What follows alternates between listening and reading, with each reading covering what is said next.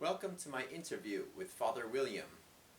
In this video, he talks about the Boxer Rebellion, the history of the Church, and the Communist Revolution in China. Thank you for being with us.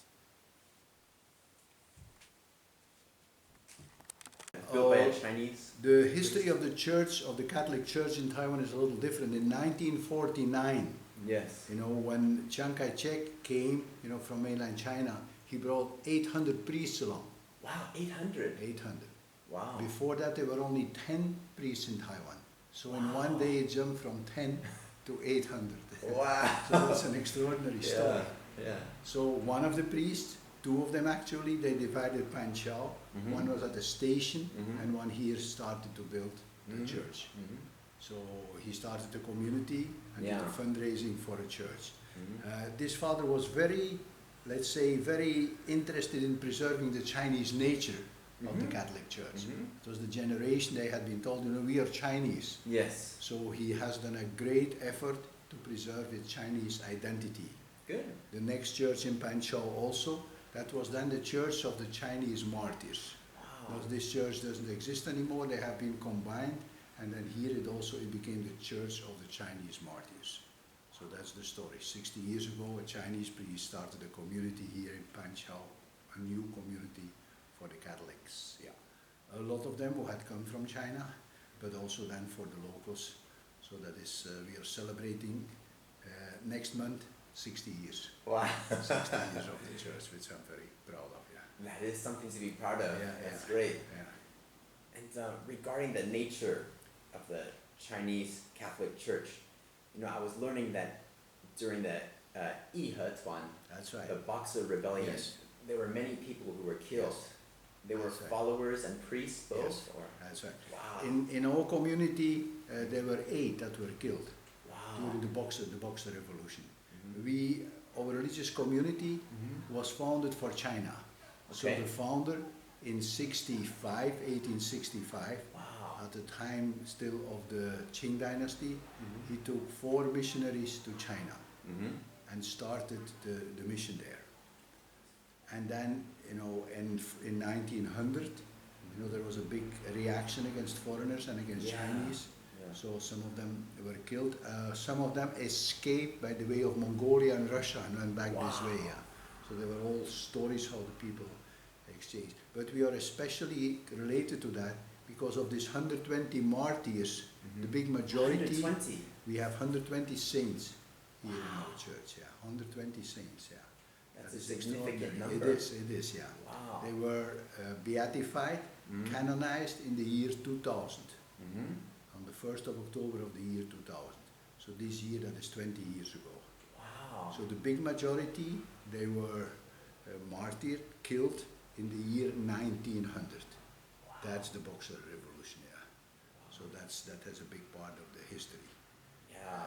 So that is the Boxer Revolution, and our church are very, very, very connected, yeah. Yeah, that's interesting. Thinking about that time, Yeah, from 1900 yeah, until 1949. that's right. What was that development like? Well, then after 1900 it turned pretty back to normal again. Okay. So the missionaries were more protected, and then came the end of the dynasty, but that went rather smooth. Okay. With the church. A big change for all missionaries in the north of China was the coming of the Japanese. Wow. The Japanese occupied northern China, and we Belgians, we were enemies of Japan, so we were all put into concentration camps. All the Really? missionaries, yeah, during the war, from 40 to 45, Wow. they were put into concentration camps. Wow. They were, treated humanely. There was, they were, but they were prisoners of war at the time. And then in 45 they were released again, could continue their ministry, but then soon the communist rebellion started taking power, and in 49 the government, of Chiang Kai-shek fled to China, and the new government came in power. 49. At that time maybe we still had about 200 missionaries in China. Wow, that's a large number. That's a large number, yes. So they all stayed, most of them stayed, and it took 2 years before they started attacking them and then imprisoned them, and so all of them were imprisoned. All the missionaries, they were all convicted from being spies, and so all of them, But history is very interesting. So in 52 to 55 they were in prison, but then in 55 an interesting happened. The president of India, Nehru, he goes to see Mao Zedong. Yeah. And he said, Mao Zedong, you are a great man, absolutely. But there is one thing you have done wrong. No, I have never done. Yes, there is one thing. You put all these missionaries into jail, and the whole world is saying, but Mao Zedong, he is a saint.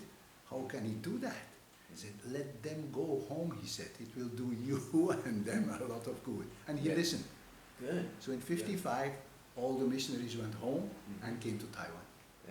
So that's the beginning of my story here. So the old Chinese missionaries, they started their mission in Taiwan. Wow. So that's how we came from China, which I was not part of, but not that old. That's right.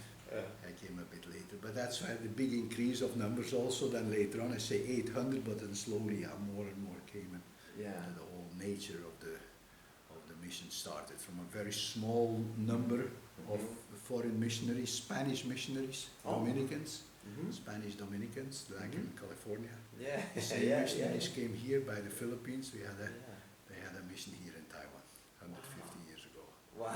So that is that part, and then now, since the new government, that we have been part of it, and I came in 50 years ago, so I have been 50 years in Taiwan. Wow. 1970. 70. Since then you've been in Taiwan. That's right. I've been in Taiwan.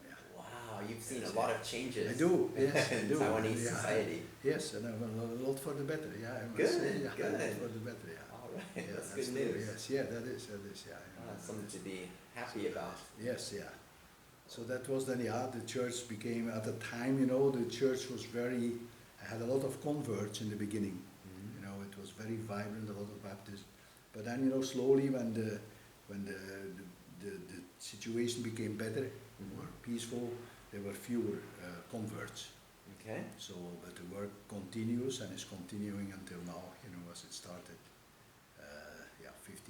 60 years ago, almost 70 years ago. That's the short history of our church here in Taiwan. So I'm kind of curious, what drew you to the church? Were you a young man when you joined the priesthood, or? I come from a traditional Catholic village. From a Flemish, in northern Belgium. I grew up in northern Belgium in a traditional Catholic village. And the story of Taiwan, the story of the east of China, was very alive there. A lot of missionaries would come back, tell the story of China, but also of Taiwan. So that interested me greatly. So at one point, when I finished high school, I wrote a letter to the superior. I said, I have heard so much about the congregation, which is called Congregation of the Immaculate Heart of Mary. I would like to join this congregation. What do I do? He said, well, you first come for a weekend and have a look at us. What's going there. Which I did with a friend. I visited them. I said, it's good here. I like it here. And then I started my novitiate. That's a year of training, before my studies.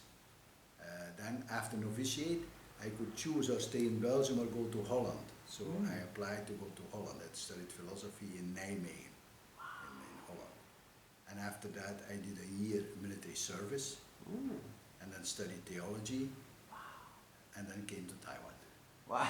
That's my story, as simple as that, That's amazing. Wow, you did a lot even before you came.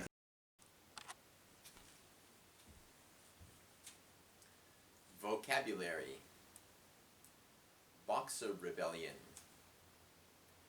Martyrs, Catholic, Qing Dynasty, Missionary, Boxer Rebellion, Communists, Occupation,